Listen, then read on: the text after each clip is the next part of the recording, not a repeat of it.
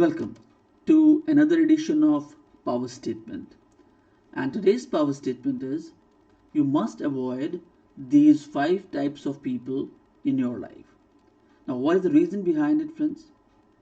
मैं आज के इस पावर स्टेटमेंट में आपके साथ शेयर करूंगा कि क्यों आपको इन 5 तरीके के लोगों को अपनी ज़िंदगी में अवॉइड करना है, क्या इसके बेनिफिट्स हैं और सबसे बड़ी बात है कि आप कैसे इसको कर पाएंगे.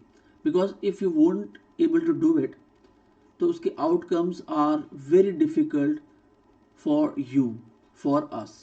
सो it has become mandatory now in 21st century, जब बहुत ज़्यादा कंपटीशन है. We are overburden with work. So इन 5 लोगों के साथ जीना is going to become very very difficult for you. Reason being, वैसे ही एक तो काम बढ़ता जा रहा है और ऊपर से अगर आप इन 5 लोगों का साथ नहीं छोड़ पा रहे हैं तो आपके लाइफ में स्ट्रेस और बर्डन और बढ़ने वाला है. So, what is the reason why we should avoid these 5 kinds of people and what are the ways? It is very important for we people to understand this. So, these 5 types of people we must avoid in our life. So, let's take them up one by one. Let's take up the first one. The first kind of people you should avoid in life is the terrible listener. अबे कौन लोग हैं friends? They often talk non-stop about what they are going through and how they feel. वो अपने बारे में आपको सब कुछ बताना चाहते हैं. वो हर चीज़ बताते हैं, वो हर इंस्टेंस बताते हैं लाइफ का through which they are going, good और bad. And you have to become a listener. और जब आप बहुत देर तक सुनने के बाद when you try to give your own point of view, they won't listen to you. So they are terrible listener. But when it comes the time for you to mention anything, they won't listen. So now what you have done with them? You have wasted your precious time. You have wasted your precious energy listening to them where no communication has happened. It has, only become one-sided communication. So you cannot avoid them completely.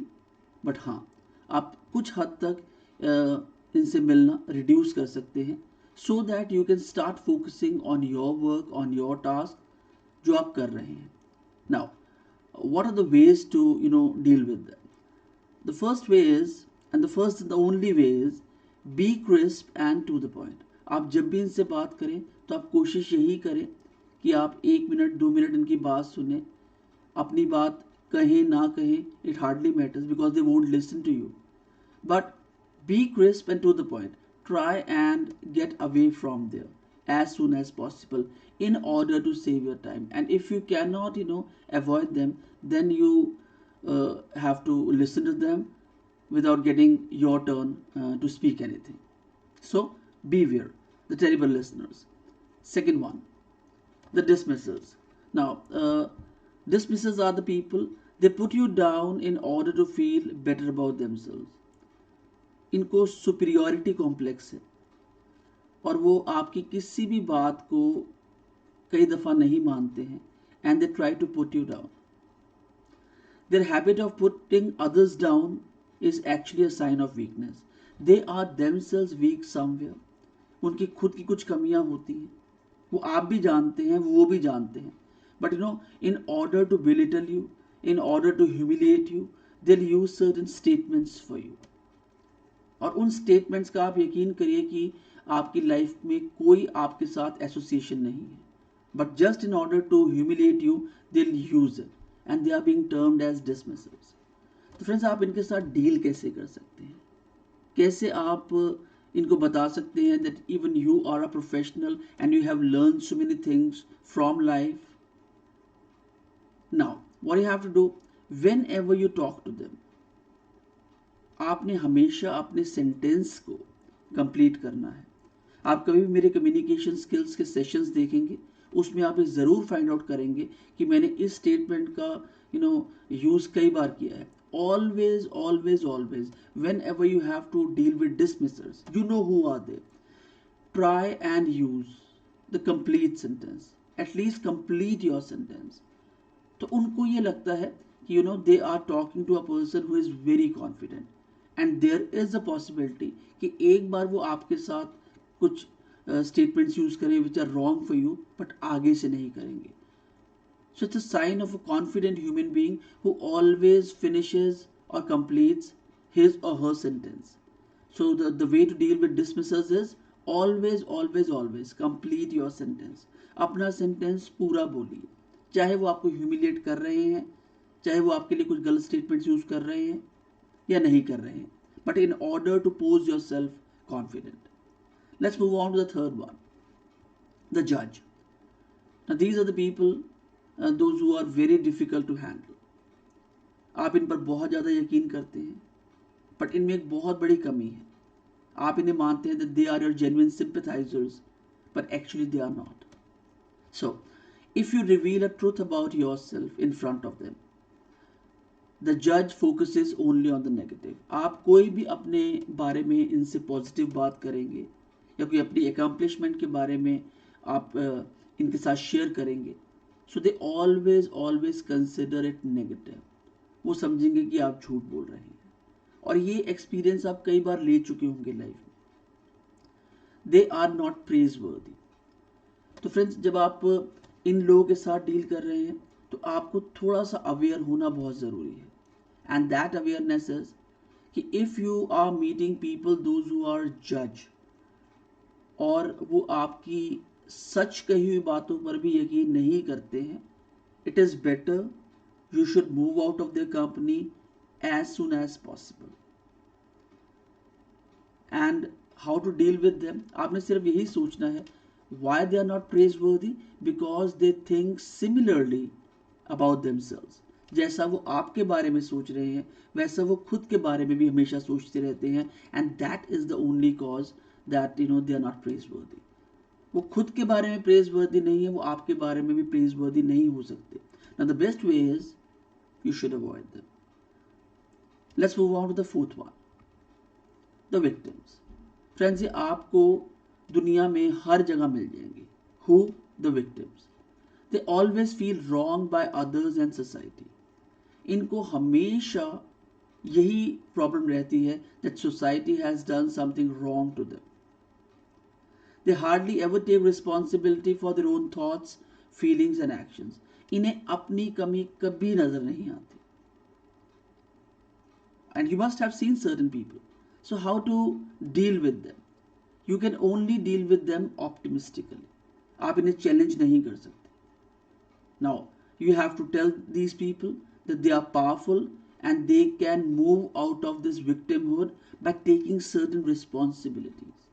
Friends, ऐसा दुनिया में कहीं नहीं होता कि एक आदमी या एक सिचुएशन 100% गलत थी. ऐसा कहीं नहीं होता. तो हो सकता है कि सिचुएशन 90% गलत रही हो और आप 10% गलत रहे हो, पर उस 10% की रिस्पॉन्सिबिलिटी लेने का मतलब ये है that you are moving out of from victimhood. आप उसमें से बाहर आ रहे हैं.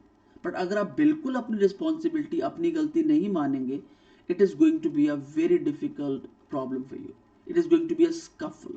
It is going to stumble, you before you move on to the next level or next platform. So always tell them that they are extremely powerful and they should take certain responsibility for their thoughts, for their feelings and their actions. Let's move on to the fifth one and the last one, the gossipers. Friends, इनसे आपको ना बहुत दूरी बना के रखना है.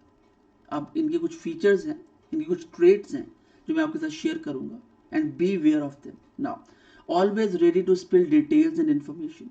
ये बहुत सारी इन्फॉर्मेशन आपके साथ शेयर करते हैं फॉर बूस्टिंग देयर स्टेटस. अपने बारे में करते ये कम है, आपको शो करेंगे कि ये बहुत ज़्यादा बड़े अचीवर्स हैं लाइफ में. Who? The gossipers. Gossiper is an English word, but if we'll talk about this word in Hindi, तो इसे हम कहेंगे झूठ. और फ्रेंड, जो झूठ बोलने वाला व्यक्ति है उसको अगर आप अपने नज़दीक रखेंगे तो आपको बहुत ज़्यादा प्रॉब्लम्स का लाइफ में सामना करना पड़ सकता है. The gossipers. And it is an act of gaining emotional support from someone else. तो कोई व्यक्ति बहुत ज़्यादा अपनी डिटेल्स दे रहा हो for boosting his or her status, and they try to be considered better than what actually they are the gossipers. इनकी body language बहुत डिफरेंट होती है, ये विक्टिमहुड में भी रहते हैं बट इनकी बॉडी लैंग्वेज बहुत डिफरेंट होती है. Whenever you'll see them, आपको ऐसा लगेगा कि they are posing too much, they know less but they show more. तो अब आपको इनके साथ भी डील करना आना चाहिए फ्रेंड्स, बिकॉज अगर आप इनके साथ डील नहीं करेंगे स्लोली एंड ग्रेजुअली, हो सकता है कि आपको भी इनकी हैबिट की आदत पड़ जाए, which is going to disturb people's life. So how to deal with gossipers? Gossipers, keep them at an arm's length friends. Change the subject. आप कभी भी इनसे बात कर रहे हैं, क्योंकि जब ये आपसे बात करेंगे ये अपने बारे में बहुत सारी बातें करेंगे, बड़ी बड़ी, जो आपको पता है सच नहीं है.